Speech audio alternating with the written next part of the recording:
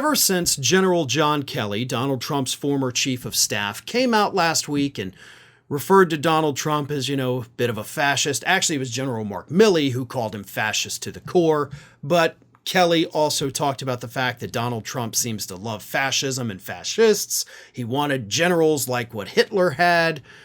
And so the issue of fascism and authoritarianism has, of course, been on the forefront in the media for a week now. And according to a new poll conducted by ABC News and Ipsos, those attacks on Donald Trump, which the Harris campaign has continued calling him a fascist, are working.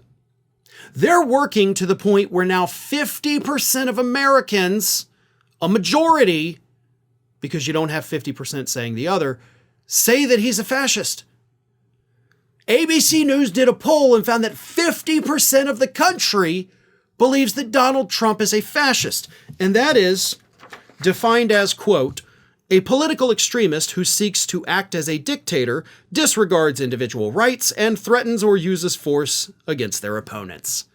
And 50% of the country said, yep, that's Donald Trump. Whereas only 22% of the country said, yes, that's Kamala Harris. But the numbers are even funnier when you break them down by party. 87% of Democrats say that Trump's a fascist. 46% of independents say Trump's a fascist. 12% of Republicans say that he's a fascist. 12% of your own party is like, oh, no, this dude is a fascist. Yeah, I'm still going to vote for him. But, totally a fascist. Harris, on the other hand, 41% of Republicans say that she's a fascist. So Republicans may hate her, but you can't even get half of them to say she's a fascist. It's like, I hate her, but hey, she's no fascist. Our guy, on the other hand, yeah, he is. 20% of independents and only 3% of Democrats say that she's a fascist. So Harris definitely comes out on top. But the 50% of the public at large calling Donald Trump a fascist, when given the definition of a fascist, they're like, yep, that's him. 46% of independents. That's bad. 12% of your own party is probably even worse than that, though. But it gets even better. 65% of registered voters say Trump often says things that are not true.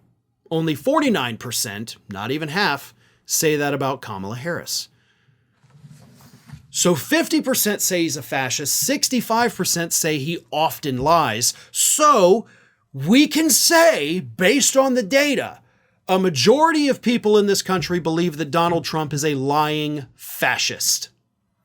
And just like the other part, this one gets even funnier when you break it down by party as well.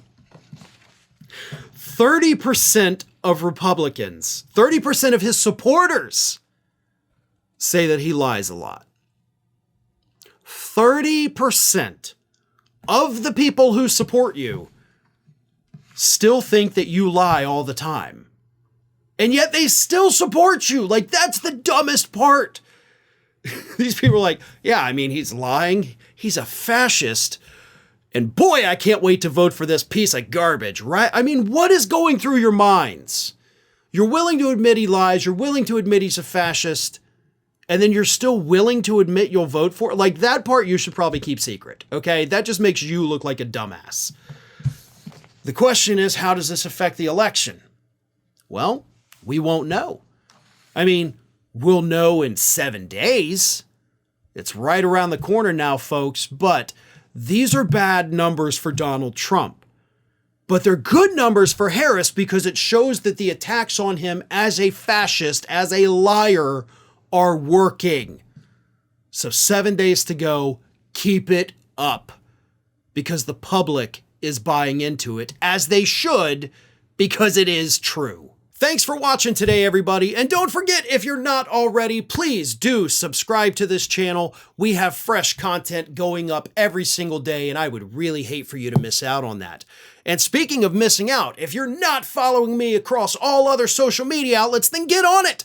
You can follow the links in the description of this video.